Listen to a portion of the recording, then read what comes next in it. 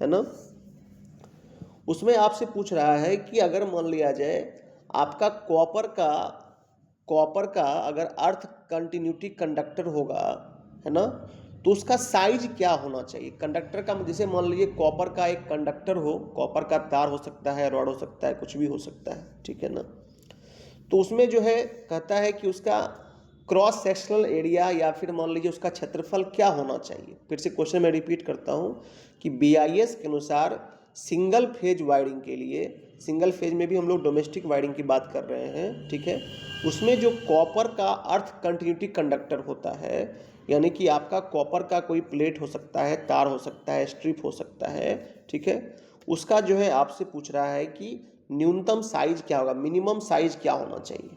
समझ के बात को, क्या पूछ रहा है, न्यूनतम आकार यानी कि मिनिमम साइज क्या होगा, ठीक है। तो मिनिमम मतलब उससे कम नहीं रखना चाहिए, तो कितना होना चाहिए, 1.5 स्क्वायर mm। कितना होगा वो जवाब आपका, 1.5 स्क्वायर mm जो है, 1.5 स्क्वायर mm से कम पतला तार नहीं होना चाहिए, ठीक है। समझ गए बात को। तो पहला क्वेश्चन का जवाब क्या हो जाएगा आपका, 1.5 स्क्वायर mm हो जाएगा। दूसरा क्वेश्चन है कि मौजूदा अर्थ संयोजन में अर्थ प्रतिरोध मान को कम करना है, ठीक है। मतलब एक अर्थिंग आपने किया हुआ है और उस अर्थिंग में मान लीजिए कि अगर अर्थ रेजिस्टेंस को कम करना है तो उसके लिए हम लोग क्या करेंगे, है ना। क्वेश्चन फिर समझिए, रिपीट कर रहा हूँ मैं। अगर एक आपने अर्थिंग कर दिया है और उस अर्थिंग में अगर अर्थ रेजिस्टेंस को कम करना है, अर्थ के प्रतिरोध को कम करना है, तो उसके लिए आप क्या करेंगे, समझ के बात को। तो उसके लिए हम लोग क्या करेंगे सर, तो उसके लिए हम लोग जो है जहाँ भी हमने अर्थिंग किया है वह उसको थोड़ा सा क्या रखेंगे, गीला रखेंगे। क्या करेंगे, गीला रखेंगे। जहाँ भी आपने अर्थिंग कर दिया है उस अर्थिंग पॉइंट को या उस जगह को क्या करेंगे, थोड़ा सा नम रखेंगे, उसमें उसको हम लोग क्या करके रखेंगे, गीला करके रखेंगे। समझ गए। तो क्या होगा, जो अर्थ रेजिस्टेंस होगा वो क्या होगा, कम रहेगा। चलिए अगला क्वेश्चन, अर्थ प्रतिरोध परीक्षक का उपयोग करके अर्थ के प्रतिरोध को मापने के लिए AC की जरूरत क्यों होती है। कहता है कि जो अर्थ प्रतिरोध परीक्षक होता है, मतलब अर्थिंग में जो रेजिस्टेंस हो रहा है, जो प्रतिरोध है, उसको तो कोई ना कोई चीज़, तो कोई ना कोई इक्विपमेंट तो मापेगा। तो उसको हम लोग आगे पढ़ेंगे मैगर वगैरह के बारे में। तो उसको अगर मान लीजिए अर्थ प्रतिरोध परीक्षक हम कहते हैं, ठीक है ना। तो अर्थ प्रतिरोध परीक्षक का उपयोग करके अगर मान लीजिए कि हम लोग अर्थिंग माप रहे हैं तो उसके लिए AC करंट की ज़रूरत क्यों पड़ती है, यही क्वेश्चन पूछ रहा है आपसे, ठीक है। तो क्यों पड़ती है, इसलिए करते हैं, इसलिए ज़रूरत पड़ती है ताकि क्या हो कि आपका जो इलेक्ट्रोमोटिव फोर्स होता है, या फिर समझिए कि इलेक्ट्रोलाइटिक EMF जो होता है, EMF का मतलब फुल फॉर्म इलेक्ट्रोमोटिव फोर्स, विद्युत वाहक बल हिंदी में बोलते हैं उसको, ठीक है। तो जो आपका अपघट्य विद्युत वाहक बल होता है वो रिमूव हो जाता है, वो हट जाता है। फिर समझिए हम क्या बोल रहे हैं कि जो अर्थ रेजिस्टेंस टेस्टर होता है उसको यूज करने के लिए AC करंट का क्यों प्रयोग करते हैं। AC करंट का प्रयोग इसलिए करते हैं ताकि क्या हो कि जो अपघट्य विद्युत वाहक बल है वो क्या हो जाए, रिमूव हो जाए, वो क्या हो जाए, रिमूव हो जाए, और सही ढंग से रेजिस्टेंस का वैल्यू मिल सके, इसलिए हम लोग क्या करते हैं, AC करंट का प्रयोग करते हैं। अगला क्वेश्चन एग्जाम में पूछा हुआ क्वेश्चन आपका, ये क्या क्वेश्चन है सर, AC एकल फेज वायरिंग परिपथ के वोल्टेज पाथ को निकालने का सूत्र क्या होता है। ठीक है कि AC अगर मान लीजिए सिंगल फेज वायरिंग है, उस सिंगल फेज वायरिंग में पोटेंशियल डिफरेंस निकालना है हम लोगों को, वोल्टेज पाथ निकालना है हम लोगों को, तो उसके लिए कौन सा फॉर्मूला लगाएंगे। तो V इक्वल्स टू क्या होता है, IR, सबको पता है, तो बस वही फॉर्मूला लग जाएगा sir, V equals to IR, यानी कि वोल्टेज पाथ बराबर क्या होगा, IR वोल्ट। सबको पता होगा विभवांतर का मात्रक क्या होता है जी, वोल्ट होता है, ठीक है। यानी पोटेंशियल डिफरेंस का यूनिट वोल्ट हो गया सर, और V बराबर हम लोग पता है सर कि I इंटू आर, I का मतलब करंट हो गया, I for current, R for resistance, ठीक है, यानी प्रतिरोध, यानी विद्युत धारा गुना प्रतिरोध। चलिए अगला क्वेश्चन चलते हैं। नेक्स्ट क्वेश्चन क्या है, IE, ठीक है, IE नियम के अनुसार पावर उप परिपथ के लिए अधिकतम अनुमेय भार क्या होगा। ठीक है, इंडियन इलेक्ट्रिकल रूल्स जिसको बोलते हैं उसके मुताबिक कहता है कि जो आपका सब सर्किट होता है, मतलब सर्किट नहीं, मेन सर्किट नहीं, सब सर्किट, ठीक है, उस सब सर्किट पर आप मैक्सिमम कितना लोड दे सकते हैं। क्वेश्चन समझ लीजिए, फिर से मैं बोल रहा हूँ कि आईई के नियम के अनुसार जो आपका सब सर्किट होता है उस सब सर्किट पे आप मैक्सिमम कितना लोड दे सकते हैं। जैसे मान लीजिए आपके घर में क्या होगा, एक मेन सर्किट होगा, उसके बाद उससे बहुत सारे सब सर्किट्स निकले होंगे, तो सब सर्किट पे आप कितना लोड दे सकते हैं यही पूछ रहा है आपसे क्वेश्चन में। तो हम लोग मैक्सिमम जो है 3 किलोवाट या फिर 3000 वाट दोनों मिलेगा तो दोनों सही है, ध्यान रखिएगा। 3 किलोवाट, 1 किलोवाट में 1000 वाट होता है, तो 3 किलोवाट का मतलब 3000 वाट। समझ गए बात को? तो 3000 वाट से ज़्यादा का हम लोग जो है लोड उसमें नहीं दे सकते हैं, ये चीज़ आप लोग ध्यान रखिएगा। चलिए अगला क्वेश्चन, उपभोक्ता मुख्य बोर्ड में सेवा संयोजन आपूर्ति किस स्थान से जुड़ी होती है? एग्जाम में पूछा हुआ क्वेश्चन, ठीक है, कि उपभोक्ता मुख्य बोर्ड यानी क्या हो गया आपका जो कंज्यूमर का मेन बोर्ड होता है, जो कंज्यूमर का मेन बोर्ड होता है और जहाँ से सप्लाई निकलता है, तो वो सप्लाई जो होता है वो किस चीज़ से जुड़ा हुआ होता है, किस चीज़ से कनेक्टेड होता है। फिर समझिए, मैं फिर समझा रहा हूँ। जैसे आप ही के घर में देखिए मीटर जो लोग ला करके जो बिजली क्या बोलते हैं जो पावर हाउस है वो आपके घर के जो मेन बोर्ड होता है उसी के बगल में मीटर ठोकता है आकर के। क्यों ठोकता है? ताकि क्या हो कि जितना आप खपत कर रहे हैं वो खपत कहीं ना कहीं तो शो होगा ना, तभी तो मान लीजिए उस हिसाब से बिजली बिल बनता है। तो वही होता है कि जो मेन आपका सर्किट होता है, जो मेन आपका बोर्ड होता है, समझ गए, जिसको हम लोग उपभोक्ता का मुख्य बोर्ड बोलते हैं, उसके साथ में ही क्या होता है, उसके साथ में ही हम लोग क्या करते हैं, एनर्जी मीटर को, किस चीज़ को, एनर्जी मीटर को जोड़ देते हैं। एनर्जी मीटर क्या होता है? जो एनर्जी को माप सकता है। अब जैसे मीटर में क्या लगा हुआ होता है, एनर्जी मीटर लगा हुआ होता है, आप कितना एनर्जी को यूज़ कर रहे हैं, क्या खपत कर रहे हैं, वो आपके मीटर में शो होता है। तो वही चीज़ पूछ रहा है आपसे कि आप बताइए कि जो आपका मेन कनेक्शन है, सर्विस कनेक्शन जो है, उस सर्विस कनेक्शन के साथ में है ना, जो आपका बोर्ड है उसके साथ क्या कनेक्टेड होता है ऊर्जा को मापने के लिए? तो एनर्जी मीटर। क्या यूज होता है? Energy meter. अगला क्वेश्चन, ये क्वेश्चन भी एग्जाम में पूछा हुआ क्वेश्चन है कई एक बार, बहुत सारे सेट्स में आपको मिलेगा, मुझे लगता है पहले आपको दिखाए भी होंगे सेट, तो ये क्वेश्चन आपको दिखता होगा, ठीक है, देख लीजिए इसको। क्या है ये? Which type of test in domestic wiring installation, ठीक है, ये जो आपका डोमेस्टिक वायरिंग इंस्टॉलेशन हो रहा है, डोमेस्टिक वायरिंग इंस्टॉलेशन में जो टेस्ट हो रहा है वो टेस्ट किस चीज़ का हो रहा है, ठीक है, तो ये क्या हो रहा है सर? तो ये पोलरिटी टेस्ट हो रहा है। क्या हो रहा है?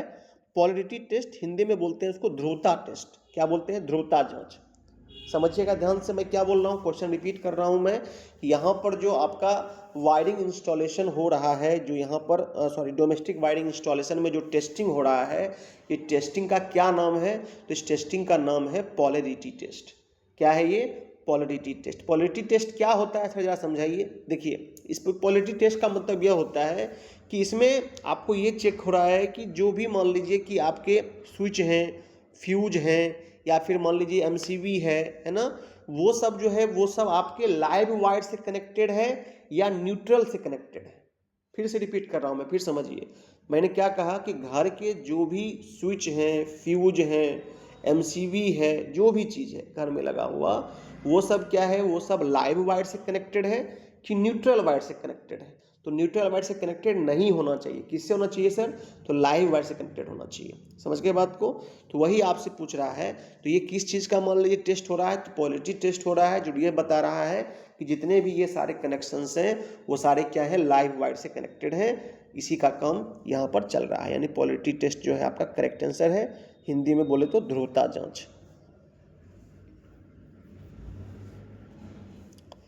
चलिए अगला क्वेश्चन, घरेलू वायरिंग स्थापना में अनुमत रिसाव वर्तमान क्या है? मतलब क्या है? What is the permissible leakage current in domestic wiring installation? मतलब डोमेस्टिक वायरिंग का जो इंस्टॉलेशन हो रहा है उसमें लीकेज करेंट जो होता है, ठीक है ना, तो लीकेज करेंट को हम लोग कैसे मेजर करते हैं? क्या चीज़ है? Permissible leakage current. जब सबको पता है कि जब सर्किट से करंट फ्लो होता है तो थोड़े से करंट क्या होते हैं, लीकेज होते हैं, ठीक है ना।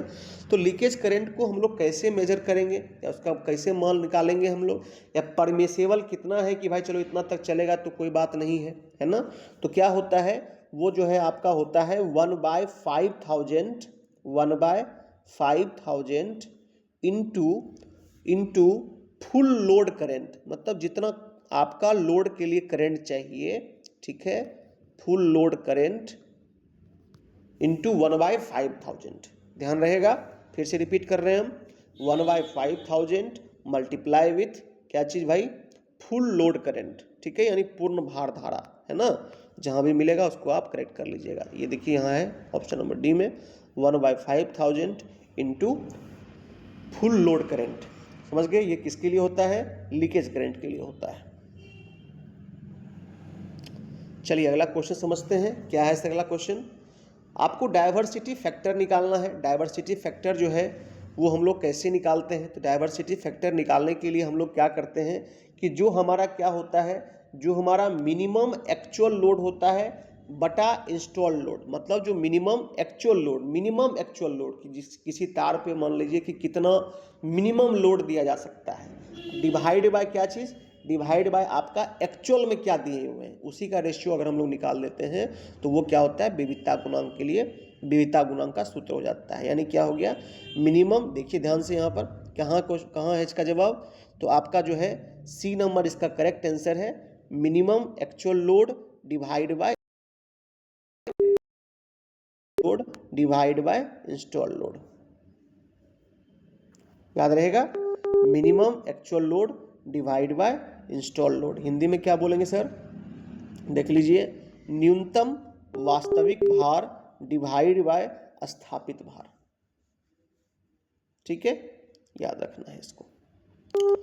चलिए बहुत अच्छा क्वेश्चन, कई एक बार एग्जाम में पूछा हुआ क्वेश्चन है सर। क्या है क्वेश्चन कि जो हम लोगों का घरेलू वायरिंग होता है, ठीक है ना, जो हम लोग का क्या होता है, घरेलू वायरिंग होता है, ठीक है, उसका हम लोग जब क्या करते हैं, उसमें जब हम लोग क्या करते हैं, वायरिंग करते हैं, ठीक है ना, तो वायरिंग के इंस्टॉलेशन को चेक करने के लिए, किस चीज़ को चेक करने के लिए, वायरिंग के इंस्टॉलेशन को चेक करने के लिए हम लोग जो है किस इक्विपमेंट का प्रयोग करते हैं। फिर से क्वेश्चन रिपीट कर रहा हूं मैं कि नए घरेलू वायरिंग स्थापना का परीक्षण करने के लिए हम लोग किस उपकरण का प्रयोग करते हैं, तो याद रखना है मेगर का प्रयोग करते हैं। किसका प्रयोग करते हैं, मेगर का। इंसुलेशन चेक करता है, प्रतिरोध चेक करता है। चलिए अगला क्वेश्चन, क्या क्वेश्चन है, ये एग्जाम में पूछा हुआ क्वेश्चन, अच्छे से सब आदमी देख लीजिए, ठीक है। ये वायरिंग इंस्टॉलेशन है और इस वायरिंग इंस्टॉलेशन में जो है किस टाइप का टेस्टिंग चल रहा है, तो वही चीज़ है, ठीक है ना। तो जो आपका क्या है, इसमें जो हम लोग देख रहे हैं, क्या देख रही है, देखिए ये अर्थिंग का सिंबल है, सब आदमी देख लीजिए, ये देखिए, ये देख रहे हैं आप, ये क्या है, अर्थिंग का सिंबल है। इसमें क्या हो रहा है सर, इसमें जो है इंसुलेशन रेजिस्टेंस का टेस्ट हो रहा है, किसी किसके बीच में, कंडक्टर के बीच में और अर्थ के बीच में, मतलब कि जो चालक है और जो पृथ्वी है, ठीक है ना, उसके बीच में कितना आपका इंसुलेशन रेजिस्टेंस है, उसी का जो है क्या कर रहे हैं हम लोग, टेस्टिंग कर रहे हैं इस सर्किट के माध्यम से, ठीक है, कि चालक और भूमि के मध्य जो कुचालक प्रतिरोध है उसी की जांच चल रही है। चालक और पृथ्वी के मध्य जो कुचालक प्रतिरोध है उसी की जांच इसमें चल रही है, ठीक है। तो insulation resistance between conductors and earth, ठीक है। ये देखिए हिंदी में क्या लिखता है, हिंदी में आपका लिखता है चालक और भूमि के मध्य कुचालक प्रतिरोध की जांच। चलिए अगला क्वेश्चन चलते हैं, बहुत अच्छा क्वेश्चन, एग्जाम में पूछा हुआ क्वेश्चन। सिस्टम अर्थिंग कहाँ प्रयोग किया जाता है। सिस्टम अर्थिंग क्या होता है, पहले आप ये समझ लीजिए। देखिए सिस्टम अर्थिंग का मतलब होता है कि जहाँ भी आप पोल पे ट्रांसफार्मर लगा हुआ होगा, ठीक है ना, वहाँ सब जगह क्या होता है, सिस्टम अर्थिंग का ही प्रयोग होता है, ठीक है। तो सिस्टम अर्थिंग का मतलब होगा कि जहाँ से पावर जनरेटिंग सोर्स जो होता है, जैसे मान लीजिए पावर आया, पावर हाउस से मान लीजिए पावर चला तार के माध्यम से और ट्रांसफार्मर के पास जा करके बहुत सारे पोल्स पे बहुत सारे तार में क्या होता है, बहुत सारा करंट बढ़ जाता है। तो जहाँ पर जनरेटिंग स्टेशन होता है उसी जनरेटिंग स्टेशन पे हम लोग क्या करते हैं, सिस्टम अर्थिंग का प्रयोग करते हैं। यानी कि जनरेटिंग स्टेशन जो है वो क्या हो गया, आपका करेक्ट आंसर हो गया। जनरेटिंग स्टेशन जो हो गया वो क्या हो गया, आपका करेक्ट आंसर हो गया। एग्जाम में पूछा हुआ क्वेश्चन है, बहुत अच्छे से इसको देख लीजिए आप लोग। चलिए ये पेज तक आपका हो गया, अब हम लोग अगले पेज में चलते हैं।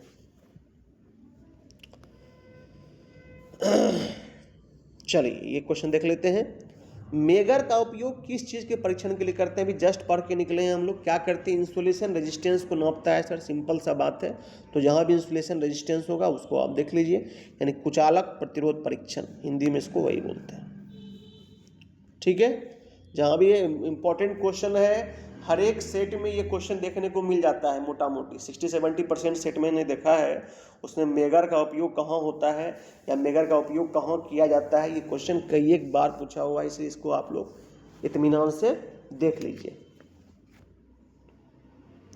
चलिए, बहुत अच्छा क्वेश्चन है ये घरेलू वायरिंग सर्किट में लैंप, मतलब घरेलू वायरिंग का सर्किट है और वहाँ पर कभी बल्ब जो है कम हो रहा है, कभी वोल्टेज जाता है, कभी वोल्टेज आता है, मतलब आई मीन बढ़ता है घटता है, ठीक है।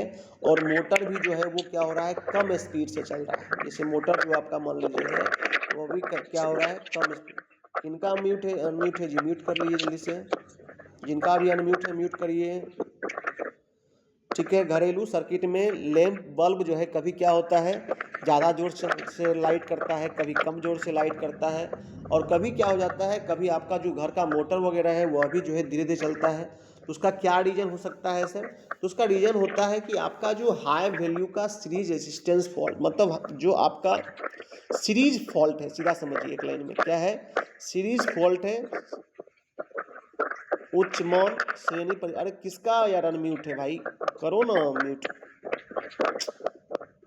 देखिए किसका, अंकुश किसका है?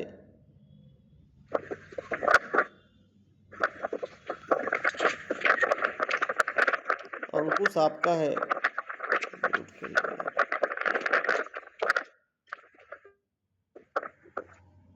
अंकुश आवाज जा रही है मेरी क्या? म्यूट कर लीजिए आप। चलिए समझ में आ गया यहाँ तक क्या भाई, कि सर अगर बल्ब का लाइट कभी ऊपर कभी नीचे, कभी खूब डिम चलता है, कभी खूब लाइट करता है, ब्राइट कर लेता है, तो क्यों ऐसा होता है सर, वाई? तो इसका कारण क्या है, आपका सीरीज फॉल्ट है। सीरीज फॉल्ट का मतलब क्यों होता है सर?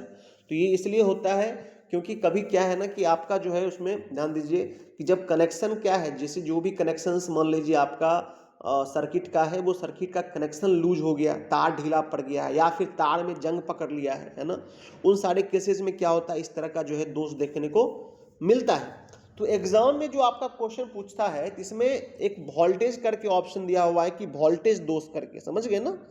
तो ये जो एग्जाम में क्वेश्चन पूछा हुआ है और कई बार क्वेश्चन मैं देख रहा हूँ इसको सेट में, तो इसमें जो है वो क्या कर रहा है, वोल्टेज दोष करके, उस श्रेणी परिपथ दोष की जगह पर उसने क्या कर दिया है, वोल्टेज दोष करके जो है उसने ऑप्शन डाला है। तो समझ गए, तो वही चीज़ है, ये वोल्टेज का ही दोष है। तो वोल्टेज दोष क्यों हो रहा है, तो रीजन वही है कि हाई वैल्यू का सीरीज रेजिस्टेंस फॉल्ट हो गया है। वहाँ पर सीरीज रेजिस्टेंस फॉल्ट क्यों हुआ है, तो तार कहीं ढीला पड़ा हुआ है, तार ढीला हो गया है, या तार में जंग पकड़ लिया है, यही रीजन से होता है ऐसा चीज़। समझ गए बात को? तो ऑप्शन में ध्यान रखना है कि जो सेट एग्जाम में क्वेश्चन है उसमें वोल्टेज दोष करके आपको दिया हुआ है, तो हम भी अगर क्वेश्चन देते हैं तो हम भी वही करके देंगे आपको, वोल्टेज दोष वाला ही देंगे, ठीक है ना। इसको आप लोग ध्यान रखिएगा। चलिए फिर से क्वेश्चन आ गया कि सिस्टम अर्थिंग का प्रयोग कहाँ पर होता है भाई साहब। तो जैसा पहले भी बोला मैंने, सब स्टेशंस वगैरह पे, है ना, जो आपके उपकेंद्र होते हैं या फिर जो पावर सोर्स होते हैं। पावर सोर्स का मतलब क्या हो गया सर, पावर सोर्स का मतलब हो गया आपका, जैसे मैंने अभी जस्ट बताया था, जनरेटिंग स्टेशंस, ठीक है। तो वहाँ पर तो जनरेटिंग स्टेशन, सब स्टेशंस वगैरह में हम लोग क्या करते हैं, सिस्टम अर्थिंग का ही प्रयोग करते हैं। चलिए आगे पढ़ते हैं। बहुत इंपॉर्टेंट क्वेश्चन, एग्जाम में पूछा हुआ क्वेश्चन, ये वाला बढ़िया से आप लोग देख लीजिए क्या हो रहा है यहाँ पर, उसको देखना है, ठीक है ना। देखिए ये जो आपका अर्थ रेजिस्टेंस का मेजरिंग, अर्थ रेजिस्टेंस जो है हम लोग मेजरमेंट कर रहे हैं, उस मेजरमेंट करने में, उस मेजरमेंट के प्रोसेस में ये जो मेथड है, ये किस मेथड का प्रयोग करके हम लोग अर्थ रेजिस्टेंस को मेजर कर रहे हैं, यही क्वेश्चन पूछ रहा है। तो ये जो आप क्वेश्चन देख रहे हैं, ये फिगर जो आप देख रहे हैं, इस फिगर में जो हम लोग अर्थ रेजिस्टेंस निकाल रहे हैं वो हम लोग पोटेंशियल डिफरेंस के माध्यम से निकाल रहे हैं। मतलब एक पॉइंट पे क्या पोटेंशियल है, दूसरे पॉइंट पे क्या पोटेंशियल, विभव का अंतर, विभवांतर जिसको बोलते हैं हम लोग, ठीक है ना। तो विभव का पतन के माध्यम से, यानी potential difference, fall of potential के माध्यम से हम लोग इसका अर्थ रेजिस्टेंस निकाल रहे हैं। तो एग्जाम में क्वेश्चन पूछा हुआ है, आप लोग अच्छे से इसको देख लीजिए। अगर आपसे पूछता है कि किस प्रकार की टेस्टिंग चल रही है अर्थ रेजिस्टेंस निकालने के लिए, तो फॉल ऑफ पोटेंशियल मेथड चल रहा है यहाँ पर, इसके माध्यम से हम लोग अर्थ रेजिस्टेंस निकालेंगे। तो आपको विभव का पतन अगर मिल जाए तो भी सही है, और आपका फॉल ऑफ पोटेंशियल मिल जाए तो भी सही है, ध्यान रखिएगा इसको। चलिए अगला क्वेश्चन, आईई के नियम के अनुसार उदासीन संयोजन में हार्मोनिक विकृतियों को कैसे नियंत्रित किया जा सकता है। ठीक है, समझिएगा ध्यान से। क्या भाई कि जो आईई का नियम है उसके मुताबिक क्या है कि जो उदासीन संयोजन होता है, मतलब क्या भाई, मतलब जो न्यूट्रल कनेक्शन होता है, ठीक है, तो न्यूट्रल कनेक्शन में अगर डिस्टॉर्शन हो रहा है, डिस्टॉर्शन का मतलब हार्मोनिक डिस्टॉर्शन हो रहा है, ठीक है ना, तो उसमें क्या रीजन, मैंने विकृत समझ एक तरह का दोष हो गया, फॉल्ट हो गया है। ठीक है, तो ऐसा क्यों हो रहा है, ऐसा इसका रीजन क्या हो रहा है। इसका रीजन ये है कि अर्थिंग जो हुआ है, ध्यान दीजिए, अर्थिंग जो हुआ है वो किसके माध्यम से हुआ है, तो वो इम्पीडेंस के माध्यम से हुआ है। किसके माध्यम से हुआ है, मतलब न्यूट्रल में अगर कुछ भी दिक्कत हो रहा है तो वहाँ जो अर्थिंग हुआ है उस अर्थिंग में क्या हो रहा है, इम्पीडेंस के माध्यम से अर्थिंग हुआ है। समझे बात को। अब ये जो आप देख पा रहे हैं कि भाई डिस्टॉर्शन हो रहा है, इस डिस्टॉर्शन में क्यों हो रहा है, ठीक है, तो जो आपका न्यूट्रल होता है, समझिएगा ध्यान से, ठीक है, उसमें क्या हो रहा है कि आपका जो न्यूट्रल पॉइंट है पावर का, ठीक है ना, उसी को क्या कर दिया गया है, अर्थिंग में जो है, अर्थिंग में कनेक्ट किया गया है। किसके माध्यम से, रजिस्टर के माध्यम से, प्रतिरोध के माध्यम से। ध्यान समझिए, मैं फिर बोल रहा हूं कि जो न्यूट्रल पॉइंट, न्यूट्रल आपका तार है, ठीक है ना, उसको क्या किया गया है, उसको जो है किसी प्रतिरोधक के माध्यम से, रजिस्टर के माध्यम से जो है अर्थिंग किया गया है, जिस कारण से इस प्रकार का जो है आपको हार्मोनिक डिस्टॉर्शन हो रहा है। तो हार्मोनिक डिस्टॉर्शन जो न्यूट्रल वायर में हो रहा है उसका रीजन क्या बताया मैंने, कि किसी, आप जब उसका अर्थिंग कर रहे हैं तो उस अर्थिंग में किसी प्रतिरोधक का आपने इस्तेमाल किया है, इस कारण से ऐसा होता है। यानी प्रतिबाधा के माध्यम से कमाई, ऐसे जो ऑप्शन दे रखा है आपको, ठीक है ना, अर्थिंग थ्रू इम्पीडेंस, इसको आपको ध्यान रखना है। चलिए अगला क्वेश्चन चलते हैं। अर्थ प्रतिरोधक परीक्षक में धारा उत्क्रमक का क्या काम होता है, मतलब क्या है sir, what is the function of current reverser in the earth resistance tester. समझे बात को कि आपका जो क्या है, आपका जो करेंट रिवर्सर है किसके अंदर, अर्थ रेजिस्टेंस टेस्टर के अंदर, उसका क्या काम होता है। तो वो क्या करता है कि जमीन के अंदर जाने से पहले डीसी करंट को एसी करंट में कन्वर्ट कर देता है। फिर समझ में, फिर बोल रहा हूँ, पूछा हुआ क्वेश्चन एग्जाम में, मैं रिपीट कर रहा हूँ। क्या क्वेश्चन है sir, what is the function of current reverser in earth resistance tester. Earth resistance tester में हम लोग जो है करेंट रिवर्सर का क्या काम करते हैं। तो करेंट रिवर्सर का काम यही होता है कि जो डीसी करंट निकलता है उस डीसी करंट को जमीन के अंदर जाने से पहले उसको क्या करता है, एसी में कन्वर्ट कर देता है। तो यही ऑप्शन होना भी चाहिए। देखिए ऑप्शंस कहाँ दिया हुआ है आपका, हाँ ये देखिए सी नंबर, डीसी आपूर्ति को एसी आपूर्ति में बदल देना। ठीक है, जमीन में जाने से पहले डीसी करंट को एसी करंट में बदल देना। चलिए अगला क्वेश्चन चलते हैं। क्या है सर, गुथे हुए कंडक्टर का ठोस कंडक्टर की तुलना में क्या फायदा है। तो पहले भी क्वेश्चन डिस्कस हो चुका है, अधिक लचीला करके जो रहेगा ऑप्शन वो मार दीजिएगा बस। ठीक है, ये पहले भी डिस्कस कर चुके हैं। चलिए अगला क्वेश्चन, पृथ्वी के प्रतिरोध को कैसे, मतलब अर्थ का रेजिस्टेंस जो है उसको हम लोग कैसे कम कर सकते हैं। तो अर्थ रेजिस्टेंस को कम करने के लिए आप एक अर्थिंग के जगह पर दो अर्थिंग डाल दीजिए। समझ के बात को। तो अर्थिंग जो ही कम होगा, ध्यान दीजिएगा, अर्थ रेजिस्टेंस को कम करने के लिए हम लोग क्या कर सकते हैं, डबल अर्थिंग कर देंगे। डबल अर्थिंग कर देंगे तो ऑटोमेटिकली क्या होगा, रेजिस्टेंस कम हो जाएगा हमारा। अगला क्वेश्चन, पृथ्वी प्रतिरोध को मापने के लिए इलेक्ट्रोड को एसी की आपूर्ति करने का क्या करें। पहले भी डिस्कस हो चुका है क्वेश्चन। क्या था इसका आंसर, विद्युत अपघट्य विद्युत वाहक बल को घटाना। बिल्कुल, तो ये ऑप्शन नंबर डी, पहले भी डिस्कस कर चुके हैं ये क्वेश्चन, हम फिर से रिपीटेड है। चलिए अच्छा क्वेश्चन है ये, बहुत इंपॉर्टेंट, एग्जाम में कई बार क्वेश्चन पूछा हुआ कि मेगर का उपयोग हो रहा है और मेगर का उपयोग नहीं हो रहा है, माफ कीजिएगा, मेगर का उपयोग नहीं हो रहा है, लेकिन फिर भी जो उसका काटा होता है या उसका जो स्केल होता है वो जीरो नहीं बता रहा है। तो क्या रीजन है भाई साहब वहां पर? तो रीजन यही है कि यहां पर जो बल आघूर्ण है वह नियंत्रित नहीं हो रहा है। यहां पर क्या हो रहा है सर? जो बल आघूर्ण है वो क्या हो रहा है? बल आघूर्ण नियंत्रित नहीं हो रहा है, जिस कारण से ये दिक्कत हो रही है। ठीक है कि मेगर उपयोग में नहीं है, फिर भी क्यों सूचक पैमाना शून्य पर स्थिर नहीं है? क्योंकि जो आपका बल आघूर्ण है वो नियंत्रित नहीं है। समझ गए बात को? नियंत्रित नहीं हो पा रहा है। जो टॉर्क है उस टॉर्क जो है कंट्रोल नहीं हो पा रहा है, जिस कारण से क्या है कि मेगर यूज में भी नहीं है, फिर भी कुछ ना कुछ स्केल में दिखा रहा है। तो एग्जाम में क्वेश्चन पूछा हुआ है भाई साहब, इसको अच्छे से ध्यान रखिएगा। अगला क्वेश्चन, पृथ्वी प्रतिरोध परीक्षक में ओम मीटर सुई के विक्षेपण किसके अनुपातिक है? मतलब क्या है भाई? What is the proportional for the deflection of ohm meter needle in earth resistance tester? समझे बात को? तो क्या है सर ये? तो आपका जो प्रतिरोध परीक्षक में जो ओम मीटर सुई होती है उसको वो हिलेगा, कब हिलेगा, नहीं हिलेगा, किस रेशियो में हिलेगा, वो किस पर डिपेंड करता है? तो जो करंट पास हो रहा है, जो भी मान लीजिए वहां पर तार है, उस तार में जो या कुंडली है उसमें जो करंट पास हो रहा है, उस करंट पास पर ही डिपेंड करता है कि भाई ओम मीटर की सुई किस रेशियो में डिफ्लेक्टेड होगी, मतलब किस रेशियो में वो हिलेगी डुलेगी। समझ के बात को? तो ऑप्शन नंबर डी जो है, दो कुंडलियों में धारा का अनुपात, इसी पर वो चीज डिपेंड करता है। चलिए अगला क्वेश्चन चलते हैं हम लोग। क्या है sir next question? Next question है हमारा, पृथ्वी प्रतिरोध परीक्षक यानी कि आपका अर्थ रेजिस्टेंस टेस्टर वो किस सिद्धांत पे काम करता है? ठीक है, तो पहले भी डिस्कस हुआ है, अभी भी फिर से मैं बोल रहा हूँ, इंपॉर्टेंट क्वेश्चन है, अच्छे समझ लीजिए। जो अर्थ रेजिस्टेंस टेस्टर होता है वो किस थ्योरी पर काम करता है सर?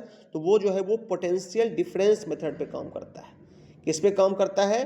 पोटेंशियल डिफरेंस यानी विभव पात विधि पर काम करता है। चलिए अगला क्वेश्चन है, क्या क्वेश्चन है अगला?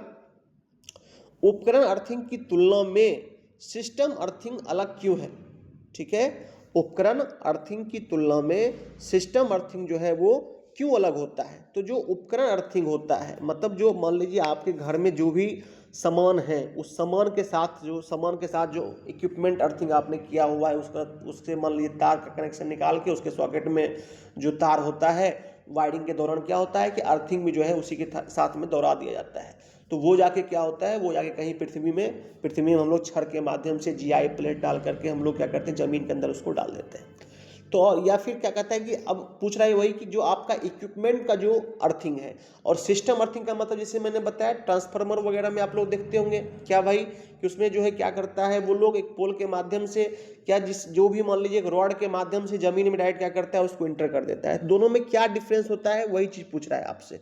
ठीक है, यह क्या, तो ये क्या होता है सर? ये होता है कि धारावाहक चालक, देखिए associated with current carrying conductor. समझे बात को? कि इसमें क्या है कि जो आपका सिस्टम अर्थिंग होता है उस सिस्टम अर्थिंग में क्या है कि जो करंट कैरिंग कंडक्टर, मतलब जिससे करंट पास कर रहा है उसी को राइट क्या करता है वो लोग जमीन में डाल देता है। लेकिन आपका जो जैसे मान लीजिए घर का वायरिंग हम लोग करते हैं तो हम लोग क्या करते हैं कि जो सामान जैसे फ्रिज है, हमारा टीवी है, हमारा मान लीजिए एसी है, जो भी है, ठीक है ना, तो उससे तार निकाल के वहाँ के सारे तार को लेते हुए हम लोग फिर क्या करते हैं उसको जमीन के अंदर डालते हैं। और जो सिस्टम अर्थिंग होता है उसमें क्या करते हैं डायरेक्ट जो फेज करंट वाला तार है उसी से निकाल करके, मतलब अर्थिंग निकाल करके हम लोग क्या करते हैं जमीन के अंदर डाल देते हैं। तो यही डिफरेंस होता है दोनों में।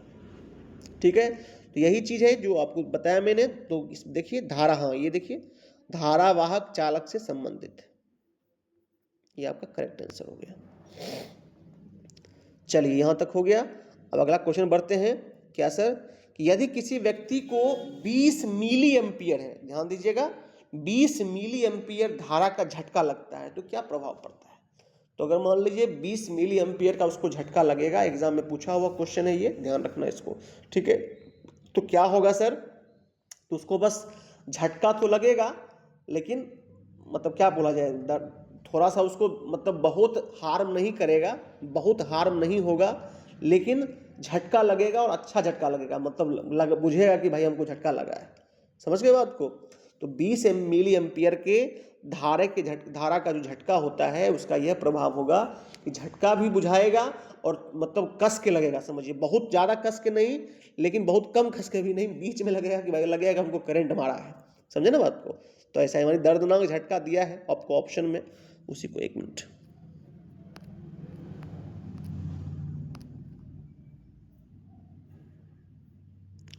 हाँ, तो क्या होगा सर, दर्दनाक झटका, यानी कि आपका बी नंबर जो है वो करेक्ट आंसर हो गया सर, कोई दिक्कत नहीं है।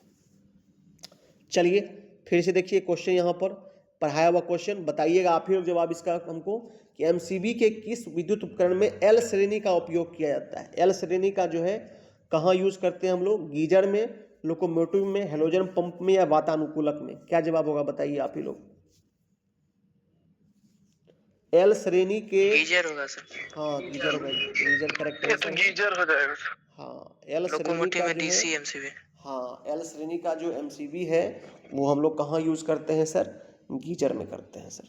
Very good.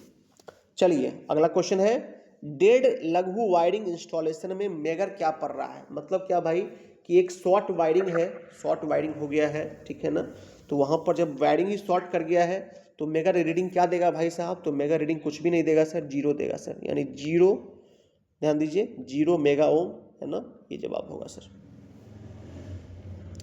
चलिए अगला क्वेश्चन, क्रिम्पिंग, बहुत इंपॉर्टेंट, कई बार क्वेश्चन पूछा हुआ वीवीआई क्वेश्चन है यह भी आपका, ठीक है। क्रिम्पिंग क्यों करते हैं? क्रिम्पिंग आप लोग देखे हैं क्या? कोई आदमी क्रिम्पिंग टूल देखा है क्या? क्रिम्पिंग टूल का फोटो तो हमने दिखाया है आप लोगों को, दिखाया है ना जी? हाँ सर दिखा है। आप लोग देखते होंगे घर उर में, हमको लगता है कि कोई अगर लगवाए होंगे जियो का फाइबर उबर, तो देखते होंगे कि वो लोग के पास में वो टूल रहता है, ठीक है। उस टूल में वो लोग क्या करता है ना कि तार निकाल के ना उसको बढ़िया से जो है क्या करता है, जिस सर्किट में डालना है ना उसको बढ़िया से एडजस्ट करता है ताकि तार कभी लूज ना हो या फिर निकले नहीं। आप लोग के साथ देखे हैं क्या कभी? एयर फाइबर वगैरह जो लगवाया होगा उसको थोड़ा सा गौर करना अगर दिमाग में सर होगा। 2 तार को सोल्डिंग करता है वो। सोल्डिंग नहीं करता है वो, उसको ना पुश करता है, पुश करके उसको बढ़िया से क्या करता है, बैठा देता है कि हिले नहीं। सोल्डिंग नहीं करता है जी सर, टाइट पे। हाँ टाइट कर देता है वो, समझे बात को? जी सर। हाँ तो वही चीज है, तो वो क्या होता है सर वहां पर, तो जो कनेक्शन हमारा जो है ना लूज ना हो, वो काम होता है क्रिम्पिंग का। क्रिम्पिंग टूल का बस उतना ही काम है कि जो तार हम लोग मान लीजिए 1 तार 2 तार 3 तार 4 तार जो भी तार मान लीजिए कि निकाल करके कहीं लगा रहे हैं, उसको इतना बढ़िया से टाइट करके कस देता है वो लोग कि क्या होता है कि वो कभी लूज नहीं हो पाता है। समझे बात को? यानी कि ढीला संयोजन को टालना, ये क्या है आपका करेक्ट आंसर है। समझे बात को? बहुत इंपॉर्टेंट क्वेश्चन है, एग्जाम में पूछा हुआ क्वेश्चन है, आप लोग इसको अच्छे से देख लीजिए। समझ गए? तो ये आपका अर्थिंग का जो चैप्टर था ये हमने कंप्लीट कर दिया आपको, ठीक है। अर्थिंग का जो चैप्टर था ये हमने आपको कंप्लीट कर दिया है। इतना ही क्वेश्चन आपको अर्थिंग को लेकर के था, ठीक है। अब कुछ सेट देख लीजिए और इसमें क्वेश्चंस क्या आया हुआ है वह भी आप लोग देख लीजिए, तो समझ में आप लोगों को भी आ जाएगा कि क्या क्या क्वेश्चंस आया हुआ है इसमें से।